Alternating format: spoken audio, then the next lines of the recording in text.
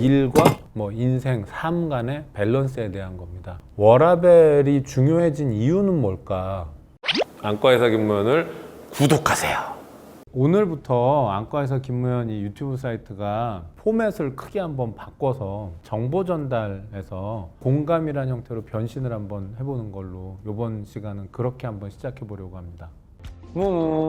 안과의사 김무현입니다. 소통과 변신, 공감을 소재로 또는 모토로 오늘 말씀드리고 싶은 거는 제가 20, 30대들에게 들었던 질문의 핵심 키워드 워라밸에 대한 겁니다. 일보다는 삶이 중요하다라는 뜻으로 사실은 쓰이고 있죠. 그리고 지금 20, 30대는 워라밸을 굉장히 중요하게 생각하시는 것 같아요. 이 워라밸에 대해서 여러분들이 저한테 이제 질문 줬던 것들 취해가지고 이번 시간에 좀 말씀드리고 싶은데요. 사회 재화, 돈 한정적이잖아요. 성장은 정체되어 있습니다. 성장이 정체되어 있기 때문에 이미 가진 사람이 있다면 그렇지 못한 다른 사람들은 기회가 자꾸 줄어드는 거고, 기회가 줄어들다 보니까 라이프 밸런스를 중시하는 쪽으로 변하게 될 수밖에 없지 않냐는 생각도 들어요. 여기서 이제 중요한 게요. 소득과 부는 같지 않아요. 부자는 소비를 해야 부자 아닌가요? 그런 말도 있잖아요. 돈은 내가 번 게 내 돈이 아니라 쓴 게 내 돈이라고. 쓸 수 있어야 부자인 겁니다. 어떻게 보면 생필품을 사는데 가격을 너무 걱정하지 않아도 되는 거.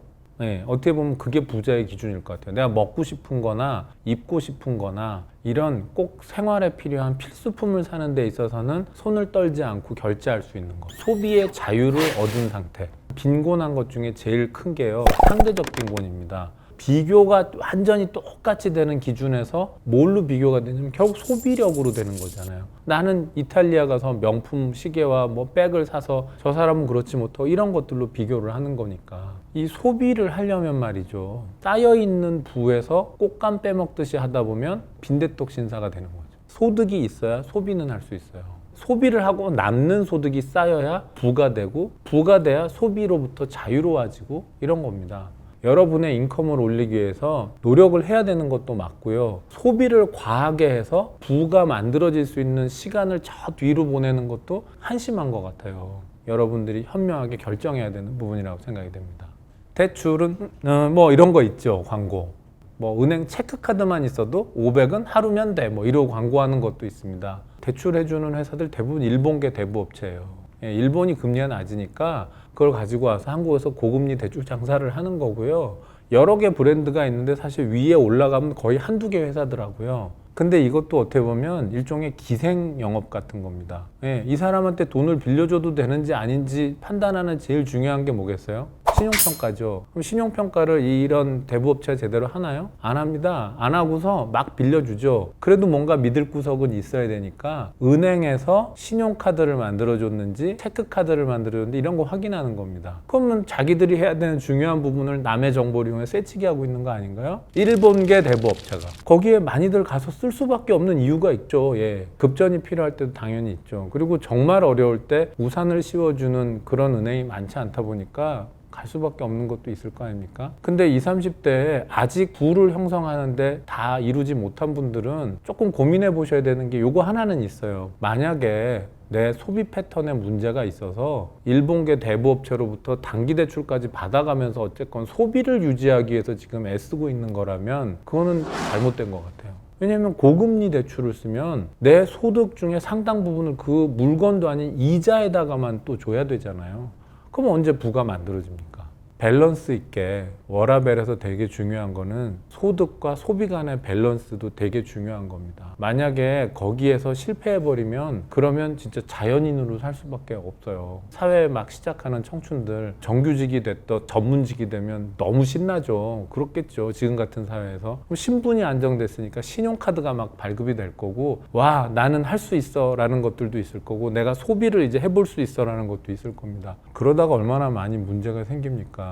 헤어나오지 못하는 굴레로 떨어져서 애써서 잡아놨던 동아줄이 다 홀라당 날아가는 경우들도 있어요. 얼마 전에 문제됐던 사건 하나 있었죠. 지방의 의대생이 여자친구 때리고 폭행해서 생긴 문제. 비하인드를 잘 읽어보셨으면 아실 텐데, 의과대학 4학년 학생인데 BMW 몰고 자기 명의에 야간에 운전하다가 음주운전 사고 냈거든요. 이 친구가 신용카드로 쓴 금액 빚도 엄청나게 많았다는 거예요.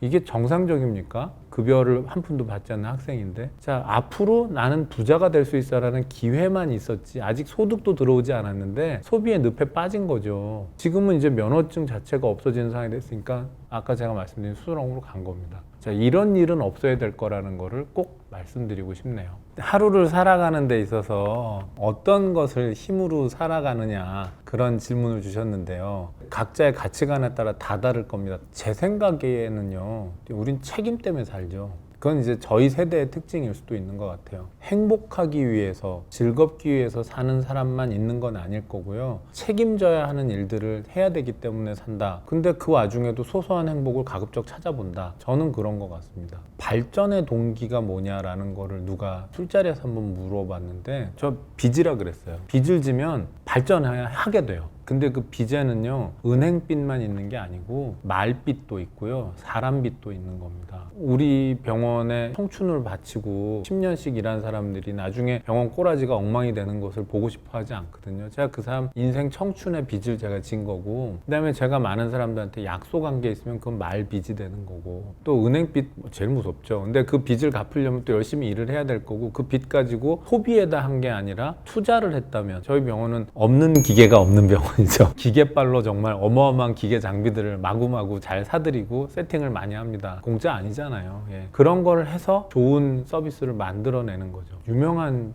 영화배우 말씀하신 거 있어요. 언제 연기가 제일 잘 됩니까? 라고 누가 물어봤는데요. 빚 많을 때라고 그러시더라고요. 저는 그게 100% 공감이 됐어요. 그냥 단순하게 빚이라고 말했지만 책임감이라는 단어로 설명드리는 게 좀 더 맞지 않을까 싶습니다. 저는 그것 때문에 삽니다.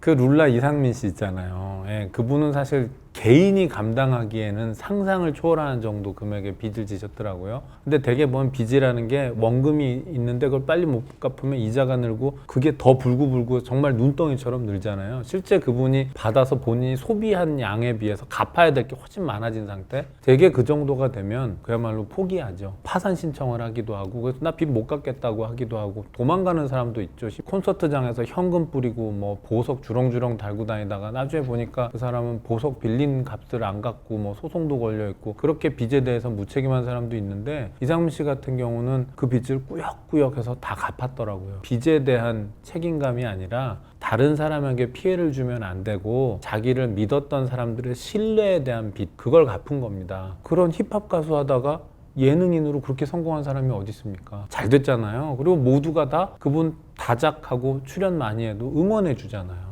사회적인 책임이라고 하는 게 별거 있나요? 나랑 관계를 맺은 사람들에게 했던 약속, 거기에 나에게 주었던 신뢰에 대한 보답, 정말 힘들고 지치더라도 잘 갚은 거, 그게 그분에겐 큰 자산이 된 거죠. 신뢰라고 하는 책임감, 빚 잘 갚는 거 사회생활하는 데서 제일 중요한 거라고 2030 여러분들에겐 반드시 지키시라고 말씀드리고 싶습니다.